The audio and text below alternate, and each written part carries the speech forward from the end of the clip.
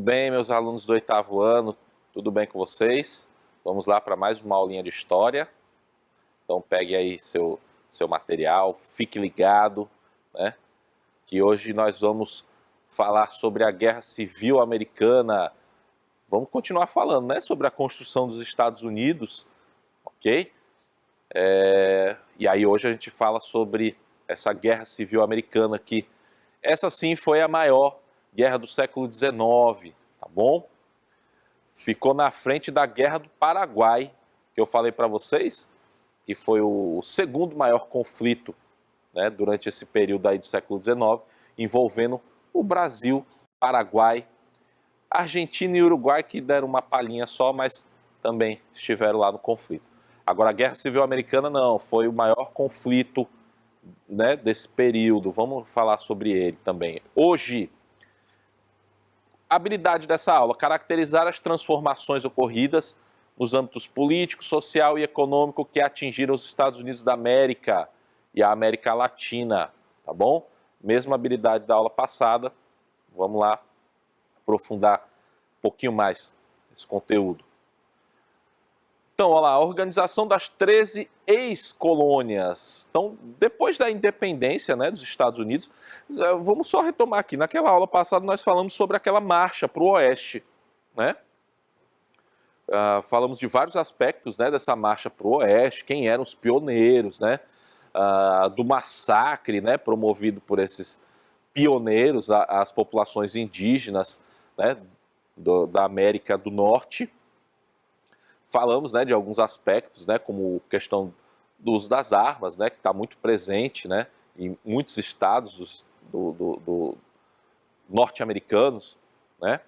E aí, hoje, por que a gente começa falando sobre essa organização das 13 ex-colônias após a independência?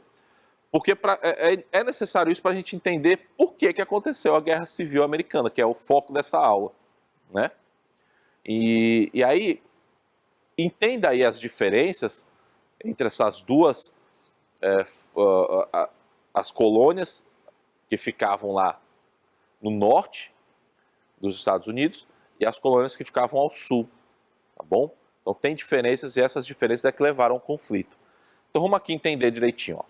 De 1787 até 1790, que é esse período, né, pós-independência dos Estados Unidos, cada território passaria a ser designado por estado de uma federação. Então lá funcionavam os princípios federalistas, né? Então cada estado poderia enviar seus representantes, né, que eram os deputados, senadores, para compor o Congresso Nacional. Né? Aí ao lado tem a imagem do Capitólio, né, que é o Congresso Nacional. Né? Esse Congresso Nacional fiscalizava o poder central, né? Fiscalizava o presidente dos Estados Unidos. Ok? Então, olha lá, os estadunidenses adotaram os princípios federalistas, né? Então, cada estado tinha autonomia para sua administração, para decidir sobre eleições, inclusive decidir sobre a escravidão ou a pena de morte, tá? Então, os estados eles tinham autonomia. Aí, ao lado, você vê as 13 ex-colônias, né? E aí você vê que cada espaço territorial desse aí tinha suas próprias leis, tinha sua própria administração, né? Então eram estados, de acordo com esses princípios federalistas, né, os estados eles tinham autonomia, tá bom? E muitos desses estados, eles continuaram com a escravidão, com o trabalho escravo, né? Os Estados Unidos viviam uma contradição, era essa contradição entre o norte livre e o sul escravista que levou ao conflito, tá bom? Olá, vamos entender melhor aqui as diferenças entre o norte e o sul dos Estados Unidos. A economia do norte, ela estava baseada em núcleos de pequenos agricultores, né? Na pesca, eram atividades que não dependiam do trabalho escravo, né? Na construção de barcos e velas, né? Como existia essa falta de mão de obra, essa população ela vai começar a investir, né, em máquinas para substituir o trabalho humano, né? Então tinha pequenas fábricas, era muito mais ligado à questão do comércio, à produção, né, das fábricas, tinham fábricas de tecido de algodão, de sapatos, tinham oficinas de ferramentas, de armas, né? Então, o norte, ele era muito mais dinâmico, tinham atividades diversificadas a economia do norte.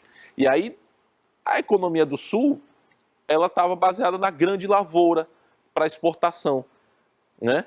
E era os principais produtos cultivados eram o fumo, o anil, o arroz e o algodão, certo? E aí sim, essa grande lavoura para exportação dependia da mão de obra escravizada africana, né?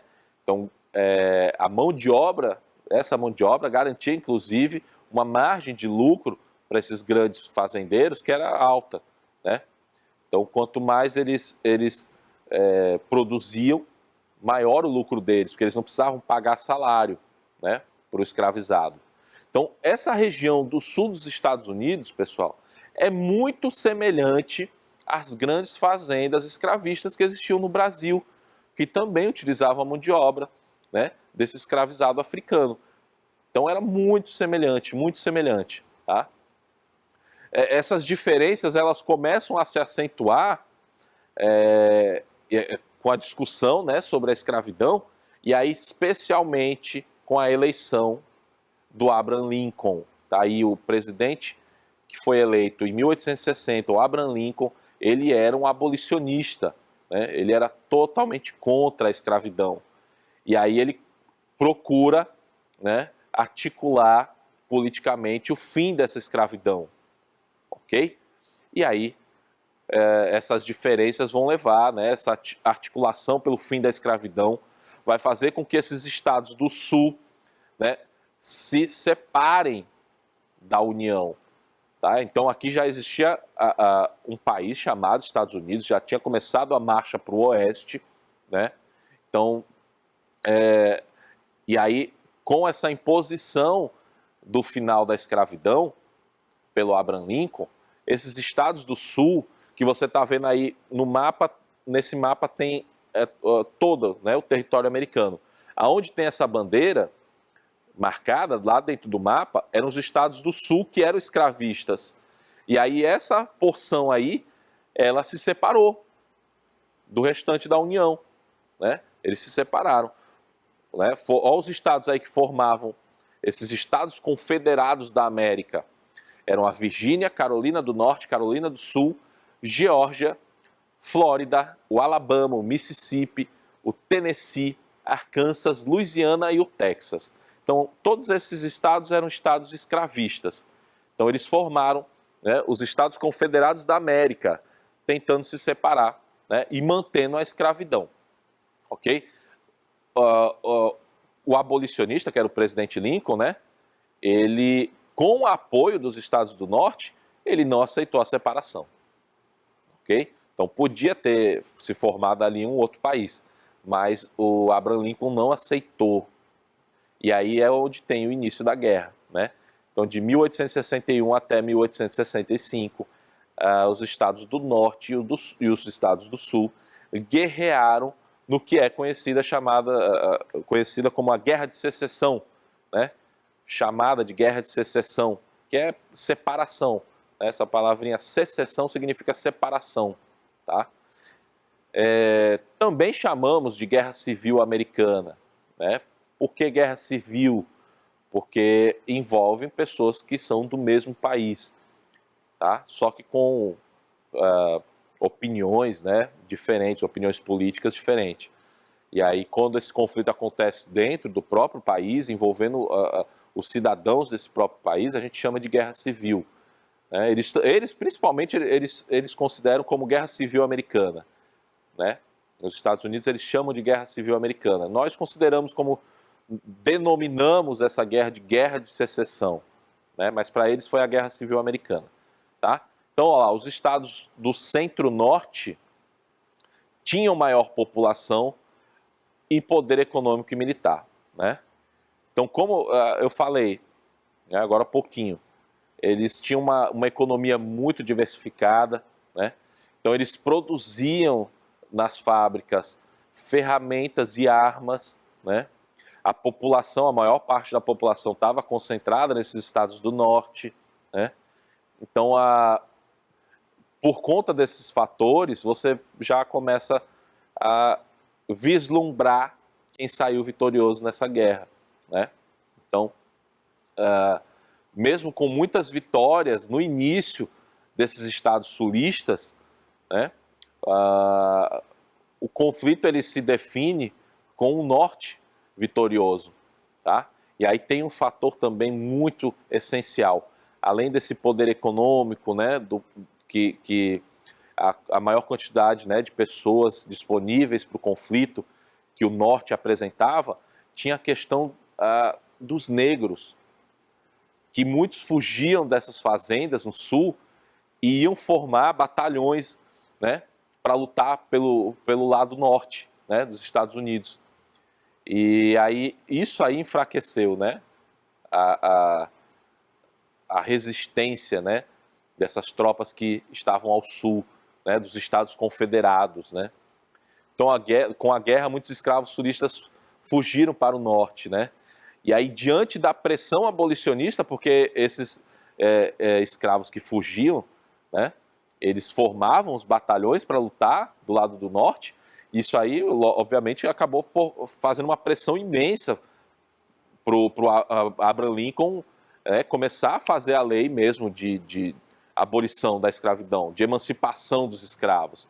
Então, lá em 1863, ele já promulga essa lei, né, o governo dele, emancipando todos os escravos, né? E aí, mesmo assim, no sul, eles não aceitaram a lei, não fizeram essa emancipação. Então, o conflito continua, né? E aí tem outro fator decisivo, né? Aquela convicção. Essa guerra, que inicialmente era uma guerra para unificar o território, né, dos Estados Unidos, acaba se transformando numa guerra pelo fim da escravidão. Então vai se convertendo, né? Esse fator da união territorial passa a ser um fator diferente, passa a ser um fator ligado ao fim da escravidão, né? Então a convicção de que lutavam por uma América livre e unida e a força dos soldados afro-americanos levaram o norte à vitória, tá bom? E aí em 1865 os estados sulistas reconheciam a derrota, ok? Reconheciam a derrota. O conflito que tinha como motivação, como eu acabei de falar, a unidade nacional, se transformou numa luta contra a escravidão, tá bom? Então foram batalhas extremamente violentas, né? Onde foram empregadas muitas novas tecnologias que serviram de base depois para a disputa que aconteceria no início do século XX com a Primeira Guerra Mundial. Então, essa Guerra Civil Americana, ela transformou os conflitos, tá? O modo de se fazer guerra, ele foi transformado a partir dessa Guerra Civil Americana. E aí, o que a gente tem como consequência é a Primeira Guerra Mundial, que o conflito é totalmente diferente de como eram as guerras do passado, onde se colocava um batalhão de um lado, o outro batalhão do outro, e aí cada um tinha um intervalo para fazer um ataque, né? Então, esse modo de fazer guerra, ele se transforma, ele acaba, não existe mais. E aí as guerras elas vão se tornar muito mais dinâmicas, com movimentos, com surpresa, com questão de guerrilha, né? E aí já na Primeira Guerra Mundial isso acontece, tá bom? Então, é muito importante o conflito, né? Por conta disso. Muito bem, olha lá, ó. Aí começa o pior lado, né, dessa história norte-americana, né? Inconformados com essa derrota, os sulistas brancos, né, eles começaram a organizar essa luta contra a integração dos negros à sociedade, né? Então eu coloquei aí, ó, a Ku Klux Klan é uma organização que foi criada lá em 1867, logo após a derrota sulista, né? E eles praticavam, né, ações violentas, né, contra a população negra e quem era defensor também dessa integração, tá bom? Então aí você vê, eles se cobriam com lençóis, né, uma coisa bizarra, parecia um fantasma, né, com lençóis e capuzes brancos, né, queimando as cruzes, né, e atacando essa população negra, especialmente durante a noite, né? Então era uma organização, vamos dizer assim, não é totalmente secreta, né? Mas era uma organização que praticava esses atentados e que existe ainda hoje nos Estados Unidos, né? Ainda mais hoje, obviamente, com menos força, mas aí nesse intervalo de tempo, até o início do século XX, ela, ela praticava esse terror nesses estados do Sul contra a população negra, tá bom? Olha aí, ó, a segregação racial, né? Nesses estados do Sul, o racismo e essa segregação sempre estiveram presentes, tá bom? Sempre estiveram presentes. Olha aí, a questão da segregação. Existiam os bebedouros, banheiros públicos, assentos em cinema, lanchonetes e ônibus somente para os negros. Então, quando você visitava esses estados do Sul, né, nesse período aí, e já foram feitos muitos filmes sobre isso, né, que mostram essa realidade. Então existiam, né, assentos de ônibus só para a população negra, o banheiro público estava lá indicando, né, isso aqui é para os negros, né. Um filme que eu acho muito bacana que fala sobre isso aí é aquele das Estrelas do Amanhã, se eu não me engano, que fala sobre as primeiras experiências, né, de levar aquela corrida espacial, né, de levar o ser humano para fora da órbita da Terra. E aí a NASA tinha muitas mulheres, né, especialmente mulheres negras, que faziam os cálculos, né, para essas expedições, né, expedições espaciais. Só que dentro da NASA também existia essa segregação, né? Ainda existia essa segregação. Então existiam bairros que eram somente de negros, né? Muito interessante. O outro livro, o outro filme também, que acho que é o Livro Verde, que fala também sobre isso, né? Sobre essa segregação racial. Muito, muito interessante, cara, muito interessante. Vejam isso aí, essa realidade dessa segregação racial nos Estados Unidos, né, que é muito forte. Ainda hoje você vê isso quando você vê os crimes que são praticados contra a população negra, né, por policiais brancos, por exemplo, né.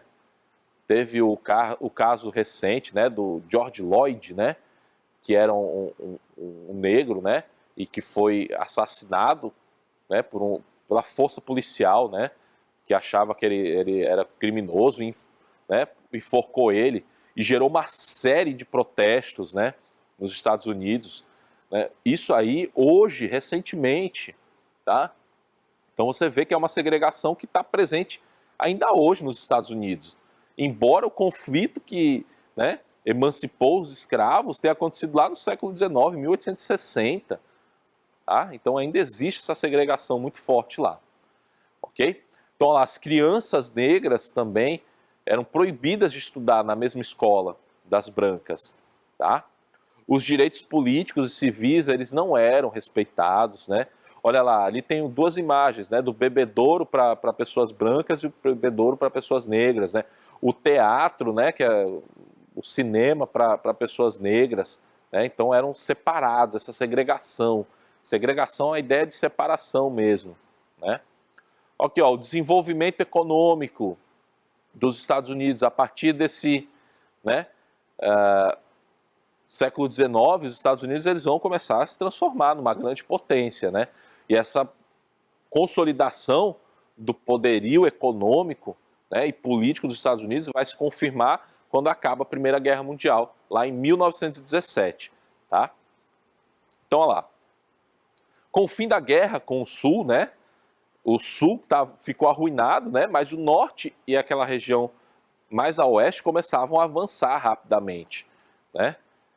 Se desenvolver rapidamente. Então a mão de obra mais barata dos imigrantes, né, favoreceu muito esse desenvolvimento, né? Teve uma grande expansão da rede ferroviária, né, que escoava a produção dessa região, né, oeste americana, né, e essa rede ferroviária tinha como destino especialmente a costa leste, né, esses estados do norte, tá? E era a região que mais enriquecia nos Estados Unidos, tá? A grande mecanização agrícola, tá? Tudo isso aí era fator de desenvolvimento dos Estados Unidos, ok? E aí a questão da expansão territorial, muito importante também esse ponto sobre a história dos Estados Unidos, né?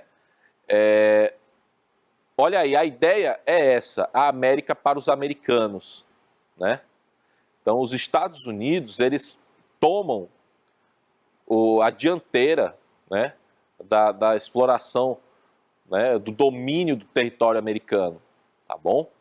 Então, essa declaração aí da América para os americanos, ela foi feita pelo presidente James Monroe, né, e é chamada de Doutrina Monroe por conta disso, né, em 1823, que era para anunciar os interesses dos Estados Unidos, né, em dominar essa região, especialmente essa América espanhola que já estava independente, né? Então, lá em 1823 ainda, né, já esse presidente aí, ele já começava a vislumbrar de que esses estados, à medida que eles foram se tornando independentes, os Estados Unidos é quem deveriam dominar esses estados, né, para não deixar que os outros estados europeus continuassem essa dominação, né, sobre aquela região americana. Então, os Estados Unidos, eles crescem os olhos. Então, tá na América, quem manda é os Estados Unidos. A ideia, né, se a gente fosse resumir e colocar em palavras mais simples, seria essa, né? Quem manda na América é os Estados Unidos, tá?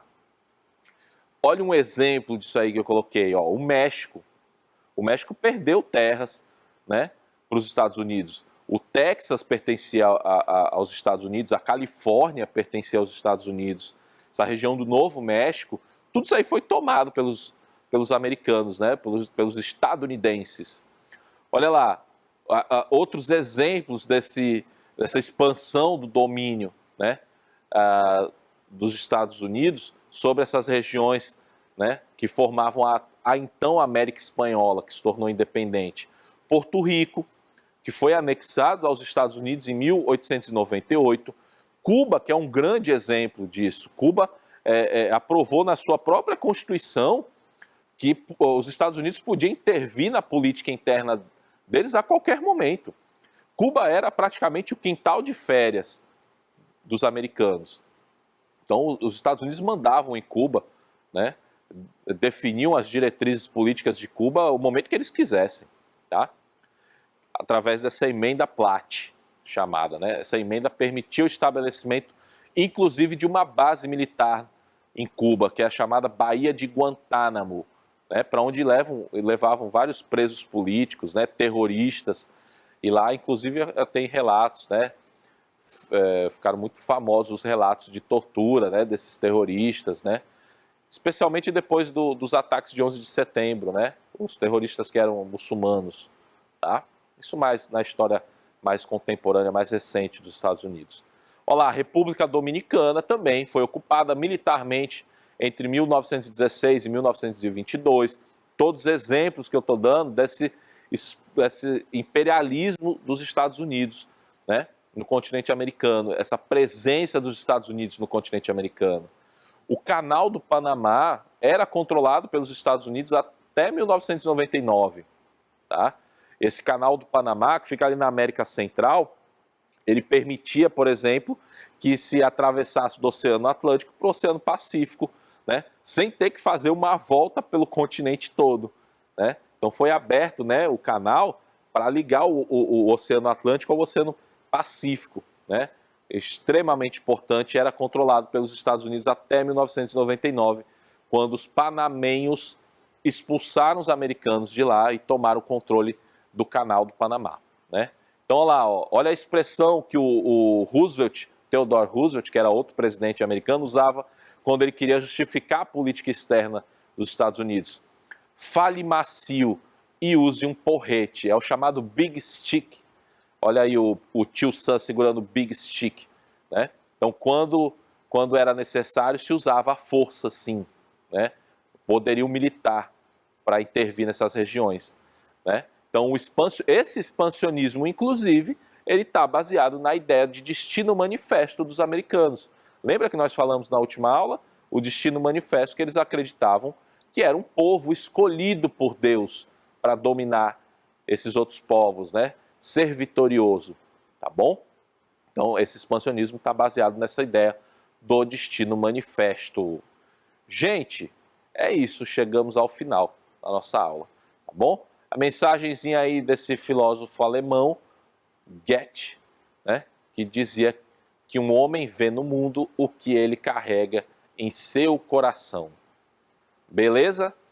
Fiquem com Deus e até a próxima.